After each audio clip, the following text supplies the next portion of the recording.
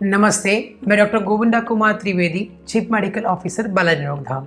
आज हम उस चीज़ के बारे में बात करने वाले हैं जो बहुत प्रोमिनेंट है। अभी अगर देखा जाए तो भारत में सर्दी का सीजन शुरू हो चुका है।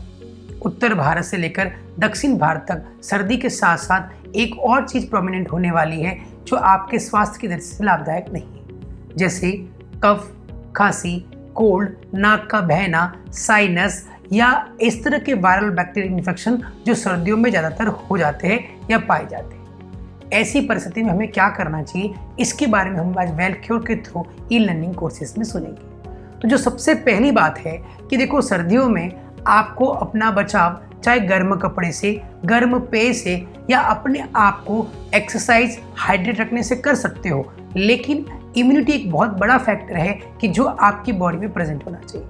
अगर आपकी इम्यूनिटी अच्छी है तो ऑफकोर्स आपको इन्फेक्शन तो होगा, क्योंकि उसको आप प्रिवेंट नहीं कर सकते।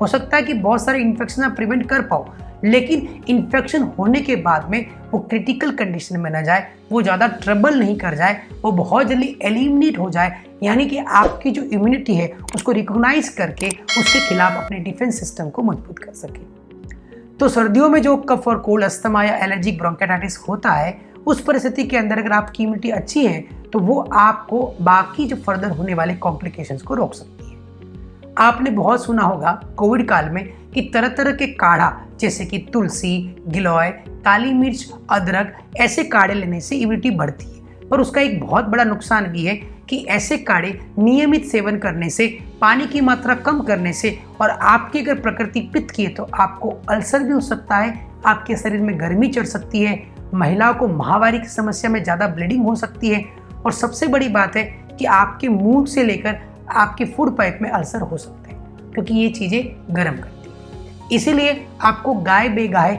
ऐसे ही किसी भी सोशल मीडिया के थ्रू आए हुए किसी भी नुस्खे या फॉर्मूले को ऐसा उपयोग नहीं लेना है। हम आपको बहुत सिंपल फॉर्मूला बताएंगे वेलक्योर के थ्रू, जो सेफ भी है और करने के लिए भी ईजी है, साथ में उसका किसी प्रकार का कॉम्प्लिकेशंस नहीं है। इम्यूनिटी डेवलपमेंट की बात करें तो आपको अच्छे से पता है कि एंटीऑक्सीडेंट और विटामिन सी रिच फूड ही उसमें दिया जाता है।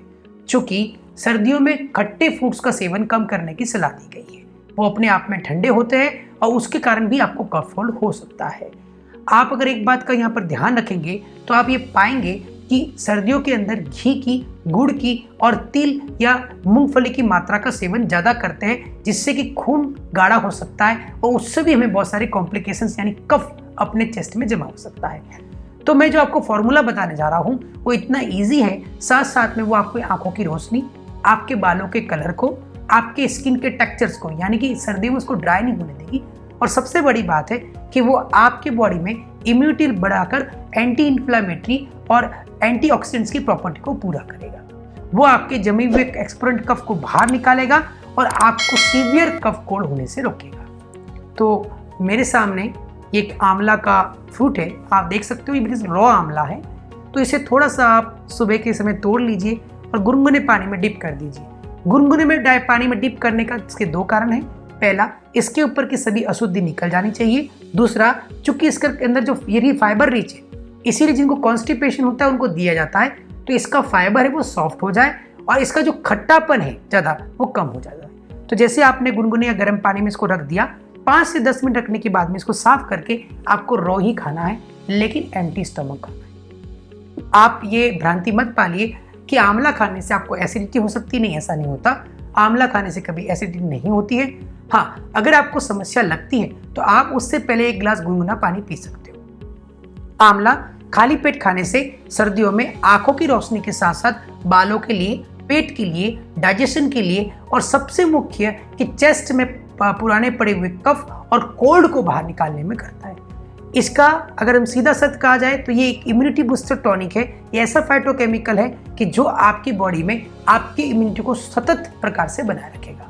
अगर आपको किसी प्रकार का इन्फेक्शन होता भी है तो इन्फेक्शन होने के बाद अगर आपकी इम्यूनिटी नीचे जाती है तो आंवला उसे बढ़ाने में सहायक है। तो जिसको भी cough, cold, sinus, lungs infection, asthma, bronchitis या सीओपीडी जैसी समस्या है और अगर वो अपने लंग्स को प्रिवेंट करना चाहते हैं किसी फर्दर कॉम्प्लिकेशन से या किसी भारी वायरस या एंटी बैक्टीरियल कंटेंट से, तो आपको आंवला नियमित सेवन करना चाहिए, जो अपने आप में एक इम्यूनिटी बूस्टर है और किसी भी प्रकार की पेट में कॉम्प्लिकेशंस को एनहेंस नहीं करता है।